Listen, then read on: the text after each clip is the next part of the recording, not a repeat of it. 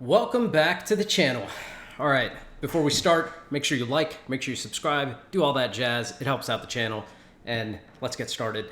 Pretty much, we've had a crazy 24 hours. Welcome to the club. This is what happens in Bitcoin world. We have Elon Musk, who has decided to likely have a couple of glasses of whiskey and start tweeting again. And granted, you know, a lot of people blame Elon Musk for this drop yesterday, and I suppose you could, but in reality, the people that you really have to blame are the people that are making trades based on everything that he's saying.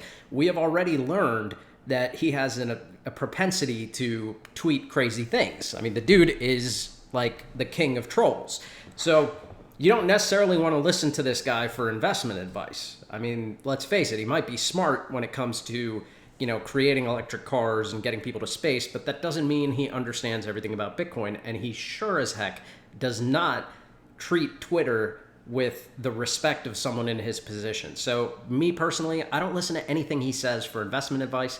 Unfortunately, other people do. What I do is I use those tweets as opportunities to buy dips. And that has worked out very, very well. And, I really hope that a lot of other people start doing that and stop listening to him. But anyways, the topic of today's video is Bitcoin needs to do this to survive. Now, there's a couple of things that Bitcoin needs to do in the short term to survive the drop that it saw yesterday and this continuation pattern that we've been following. The first thing that we see here, we're looking at the 4-hour chart, okay? The first thing we see on this chart is that we actually came and hit the 100 exponential moving average on the 4-hour chart, and we rejected off of it. Now, when we rejected off of it, we fell down and got support at the top of this triangle. I'm actually going to turn off these moving averages. We got support at the top of this triangle, and then we fell below the triangle, and we actually came down without touching the bottom of the triangle, and then the price got bought up. You see this wick here? This is showing us that the price was bought all the way from 35.6 back up to around 36, close to 37,000.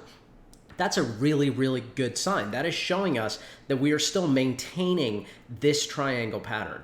Now, the issue with this triangle pattern is that it's a continuation pattern, and continuation patterns tend to follow the trend that they're coming in from. This is coming in from a bearish trend. So continuation patterns like this would normally follow with a bearish drop. Now, the issue is that we are also putting in lower highs, okay?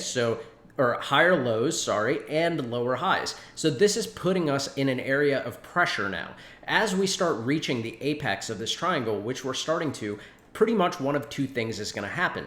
We are either gonna bounce around inside of it and break out, or we are gonna bounce around inside of it and break down. Now, the breakdown is what you'd expect, but unfortunately, for anyone who's bearish, none of the on-chain metrics are supporting a bearish drop right now. But in order for Bitcoin to survive, what it needs to do is break bullish out of this. That's a pretty key thing because of the fact that it's coming out of a bearish continuation pattern. Now, what could happen is you could see a somewhat bearish drop taking us back below these lower highs that we saw, or these higher lows that we saw, taking the price down to around 32K, and then it could just get bought right back up. It could be a fake out. Now, if a fake out like that happens, we still want to see the same thing. We want to see us come back to the 36,000 level, and we want to break out. It is becoming more and more key now to break 40,000 and sustain it, because you see here on the right-hand side, what's happening is we have a major volume profile. That volume profile is where we're trading right now, almost immediately perpendicular to it. Now, what we really need to do is break above this and flip this into support. That's going to be key. That is a major, major thing that needs to happen right now for Bitcoin. We're going to take a look at some of the other time frames, and I'm going to show you some things that a lot of people have been talking about. First, we're going to go on to the daily chart. Now, on the daily chart, we are seeing one very key thing here. All right. First of all, it's similar to what we saw before, that this has gotten bought up significantly from the base of the triangle, which is perfect. You definitely want to see that to prove you have bullish momentum. The other thing we see on the daily chart is that this drop actually happened with relatively low volume compared to what we saw earlier. So throughout this entire area here where the price was dropping in the 30K level, we saw significantly higher volume, almost 2 to 3x the volume we saw yesterday. That is showing us that not a lot of people wanted to sell. Even yesterday with Elon Musk's tweet, his tweets are having less effect. They still have effect, but they're having less effect. And that's really, really important. That's showing you that Bitcoin is starting to get out of the grasp of following every little thing that he says. Now what we want to look at are the moving averages. Okay, so when we look at these moving averages, I'm going to show you something that a lot of people have been mentioning. This is the looming death cross. So there is a potential death cross that could happen when we look at the 50 and the 200 exponential moving averages. Now, these moving averages have not crossed yet, but what you do not want to see is you do not want to see this moving average continue to move down while this moving average continues to go sideways or even move down and then have them cross.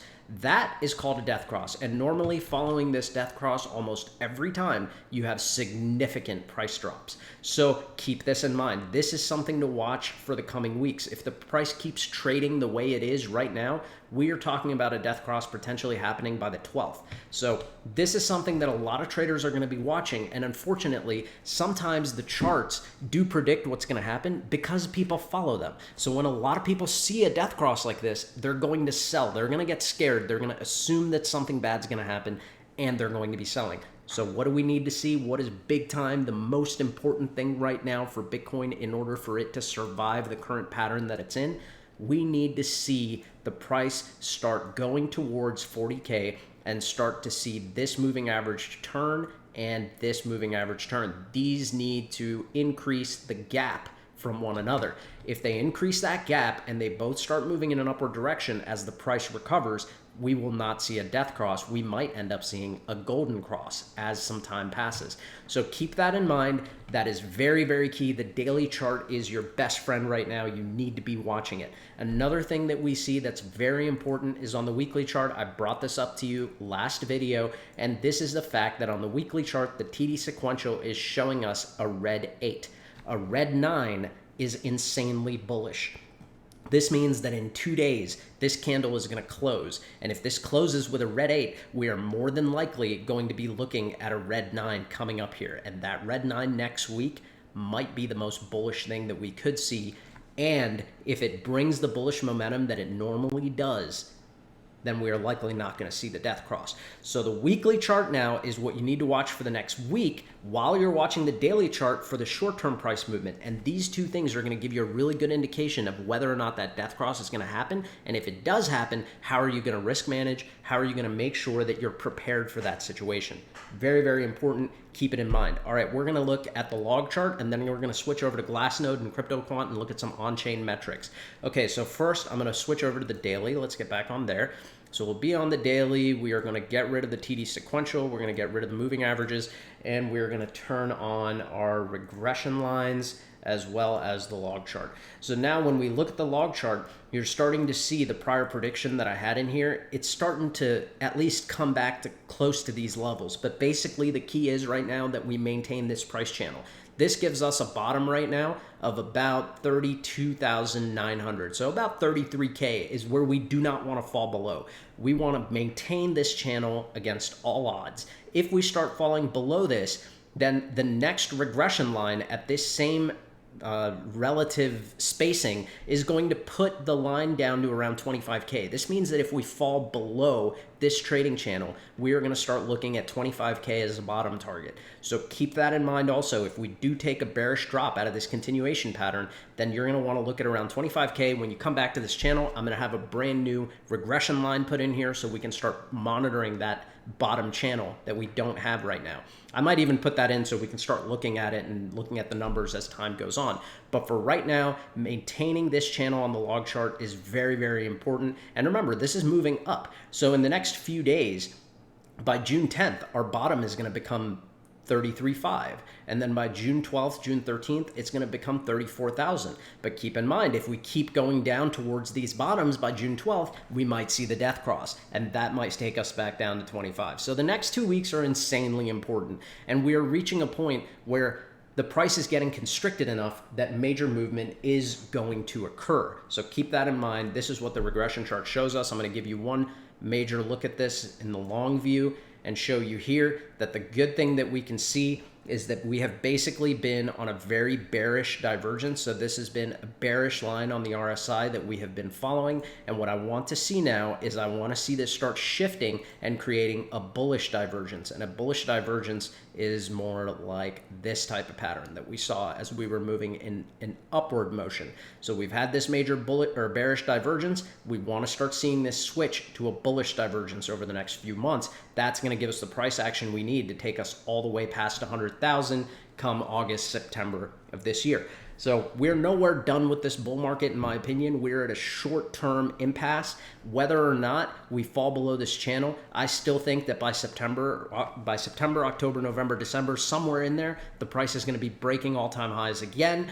And keep in mind, in this price chart, breaking all-time highs only needs to be in this channel, and that's at 65K, and that could be by August. So keep in mind, short term, it is not about is Bitcoin going down, because it's not. When I say does Bitcoin need to survive, obviously it needs to survive, but I'm talking about short term. Short term, if you don't want to see a price movement down to like 25K or even 20K, then this is what needs to happen. We need to maintain these levels, we need to avoid a death cross, and we need to start moving back into that bullish momentum where we see the moving averages start shifting. We also want to make sure that we're not falling below these regression lines, because it all plays in together with this larger view of short-term downside. So in order to maintain, right now, we just need to stick to this channel, and we've done that numerous times in the past when we were moving. We stuck to a channel like this all the way from September to close to November. So 3 months we were in this trading channel as we slowly moved up, and then we started major moves going up. I don't see why the same thing couldn't happen. I mean, we could really be in this channel like I drew it out all the way until mid-July, close to August, until we break out. And then by August, we're starting to put in those new highs. So keep everything in mind. The regression chart is something that you really need to look at. These lines are not too difficult to draw. You can draw them based on what I see here. You can always pull my chart up and switch it to log. If you look in the description below of the YouTube video, you will see all the links. Okay, so let's switch back to our normal chart. We're going to get rid of log. We're going to get rid of these regression lines.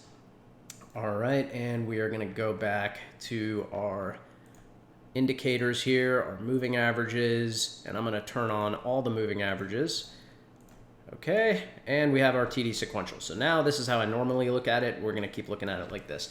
Okay, so let's move on to some Glassnode charts. All right, the first thing that we see on Glassnode, this is all the latest data. So on the right-hand side here, I'm going to switch to full screen so you can see it better. So on the right-hand side here, you can see this is June the 3rd. This is yesterday's data. So if you look at this trend, this is right now we're looking at the total transfer volume to exchanges. So this is the amount of inflows coming into exchanges. Well, it might have looked scary yesterday, but the fact of the matter is that we're still trending down. The amount of inflows here with the drop yesterday were not that big. So that means even with the tweet, not a lot of people sent their Bitcoin onto exchanges to get sold. In fact, some miners did, and the miners that did may have just needed to take some profits to keep their operations going. I wouldn't look too deep into it, because overall, the inflows are still on that downtrend if you look at this major trend line that's coming down. So we want to see this maintained. We don't want to see too many more spikes of inflow. So that's something that we're going to want to take a look at.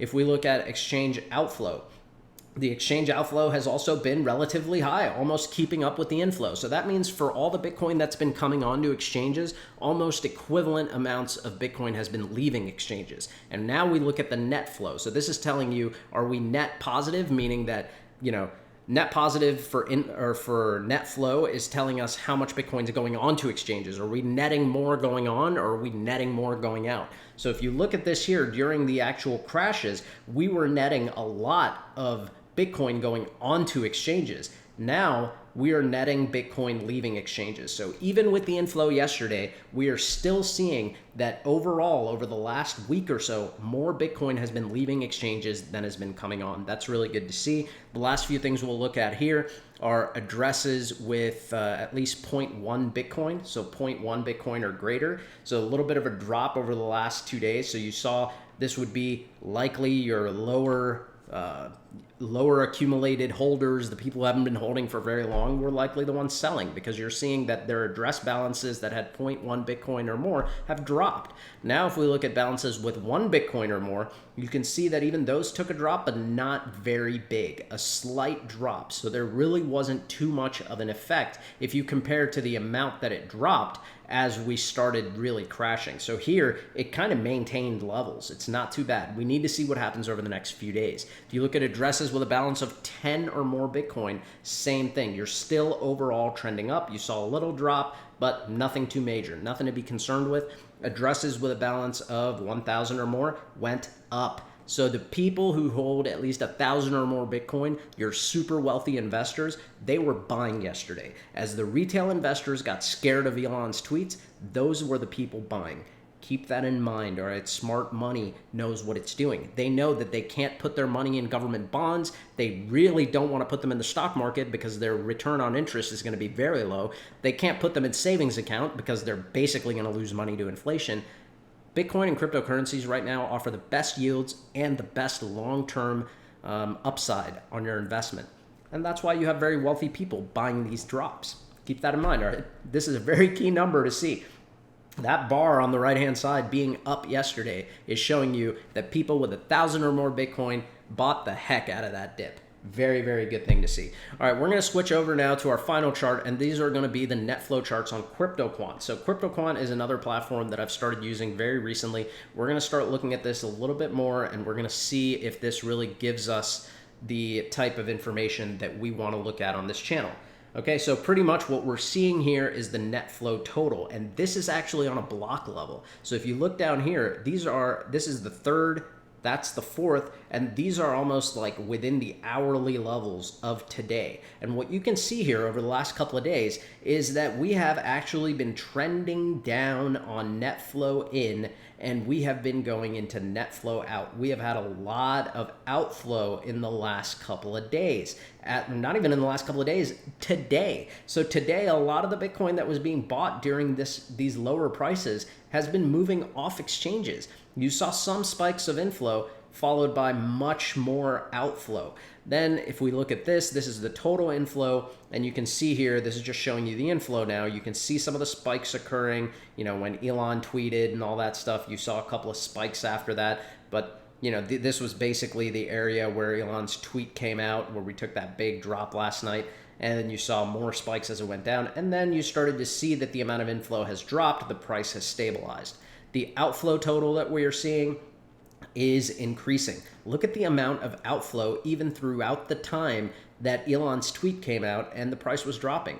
The amount of Bitcoin leaving exchanges was massive. You had over 2,000 Bitcoin leave after the price dropped. And then once the price dropped down to around 35, 36K yesterday, like 35.6, at that point, you had another 1,500 Bitcoin leave exchanges. So people are buying, and they're still buying. If you look right now, we're just in the last couple of hours from when I made this video, in the last 2 hours since this video was made, you've seen another 550 Bitcoin leave exchanges. So net flow and stuff is very important. It's showing you the on-chain metrics. Right now, a lot more Bitcoin is leaving exchanges than is coming on. So even as the price is dipping now, I still think that we are holding on to that bullish momentum, and I want to see it keep moving. So keep that in mind. Right now, I've shown you the main things that you need to be looking at with Bitcoin, and this really applies to a lot of other things. If you look at Ethereum's chart, Ethereum is doing very, very similar to Bitcoin. It had a dip at the same time. If you look at eGold's chart, eGold is doing very similar also. It had the same dip. It's maintaining a consolidation triangle. It's trading within its golden pocket. It's getting support at the right areas, and it's creating a huge base of support during this drop. So what we really want to see with all of these is we want to see price movement up. You go back to ADA and you are seeing the same thing with Cardano. Cardano is actually looking quite bullish in comparison to the others. It has been maintaining a very good uptrend throughout this consolidation. So the fact of the matter is, when the pump happens and things start becoming expensive again, I think it's very unlikely that a lot of these assets are ever going to come down to these prices again. Cardano, for instance, coming back down to $1.70 after everything recovers, I think that's very unlikely. eGold being below $100, I think that once we're in December of this year, eGold at $100 will seem like a steal. I think this asset is going to be worth hundreds, if not possibly in the thousands. So there's a lot to look forward to, but these times that you go through really separate the experienced investors from the ones who just get scared and go out. I say you do your risk management, you figure out what's best for you, you figure out where you see this industry going, and invest accordingly. I wish you luck, and I wish you a wonderful weekend. Thanks for joining me. Like, subscribe. I will catch you next time. Peace.